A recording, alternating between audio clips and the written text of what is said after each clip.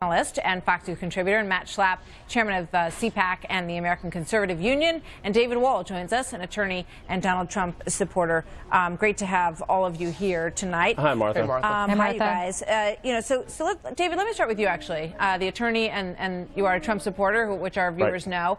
You know Donald Trump well, President Donald Trump well. I do. And how does he respond to being challenged by these judges? Yeah, one thing we know is Mr. Trump tactically is a brilliant guy. I mean, his campaign proved that. I don't believe he's going to go down the path of the Ninth Circuit Court of Appeal because, as Dan Springer said early in the show, 90% of their decisions last year were reversed by the Supreme Court. And this is very interesting, Martha. The one judge assigned to Ninth Circuit writs or emergency appeals is Anthony Kennedy. He's a Reagan appointee. He's a conservative judge. Mr. Trump could go to him tonight to seek a reversal. I wouldn't be surprised. And also, Martha, be careful what you wish for, because he could present basically what amounts to intelligence under seal to the Supreme Court, something that the public would not know about, and ask for a far greater scope of a ban of travel based on many more countries, based on intelligence they receive. So that is a possibility as far as a change in tactics goes. I know it's going to be big. Mr. Trump is not going to take this lying down. He knows how critical it is. Protecting Americans is his #1 priority, not banning Muslims. So look out. Within 24 hours, I expect a big move. Well, Kellyanne Conway said we may be here all night, so you might be right. Julie, we could get a response from the president tonight. What's your reaction to all this?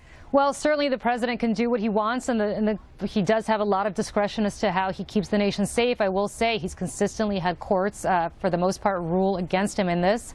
Part of it is partially because of his rhetoric during the campaign. Part of it is what Rudy Giuliani, I suspect, said about wanting to institute a Muslim ban. So it seems to me that his own words are coming back to bite him in some ways.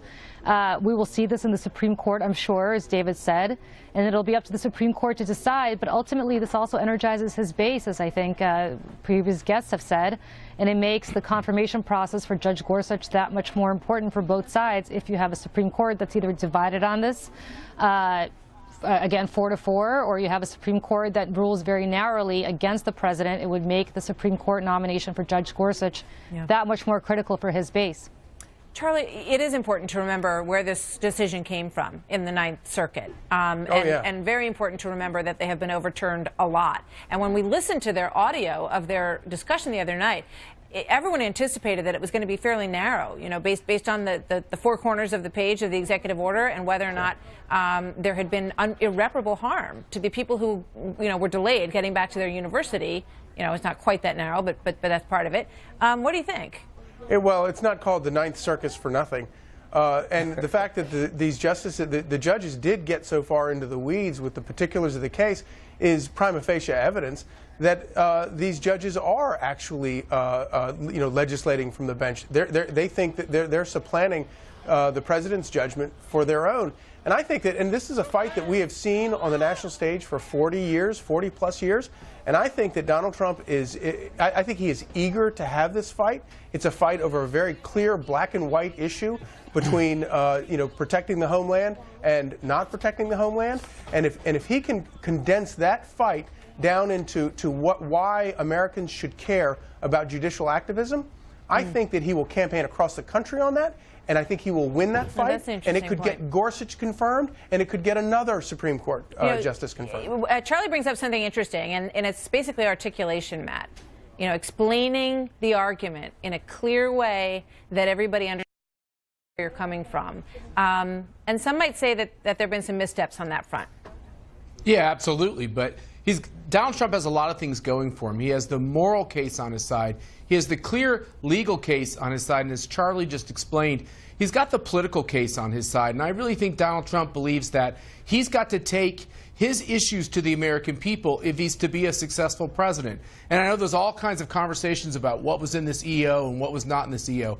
At the heart of it is a desire to keep us safe from jihadists. And it's really a very measured response, especially in light of the campaign rhetoric, to trying to accomplish that. And I think if we're talking about this for a protracted period of time, I think it does help the confirmation of Neil Gorsuch. I think when Republicans are talking about judges we're winning. And I want to talk about judges throughout the whole year because we have to radically rebalance how these issues are handled.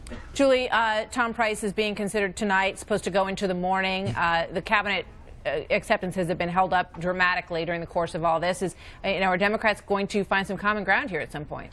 Well, it's interesting to hear anybody say that because obviously I'm still waiting for the confirmation for the last Supreme Court justice that was nominated by the president. It's not a come on issue. Well, it's not going to happen. But listen, what's good for the goose? You guys can't get upset. You guys can't get upset about so that. So if you think that was wrong, we're going to do the same thing to you. Well, that no, sounds like a very infantile argument in many ways. Not exactly, because I think the problem here is that you have nominees who have not gone through government ethics in the way that they should have. First, yes, it is, and secondly, most importantly, we've got the best ever. Harry Reid got rid of the filibuster on these justices, on these nominees. Go ahead, you guys control everything. I don't know what the holdup is. I want to thank all of you for being here tonight. Fascinating night to watch all of this unfold, and we'll continue to do so throughout.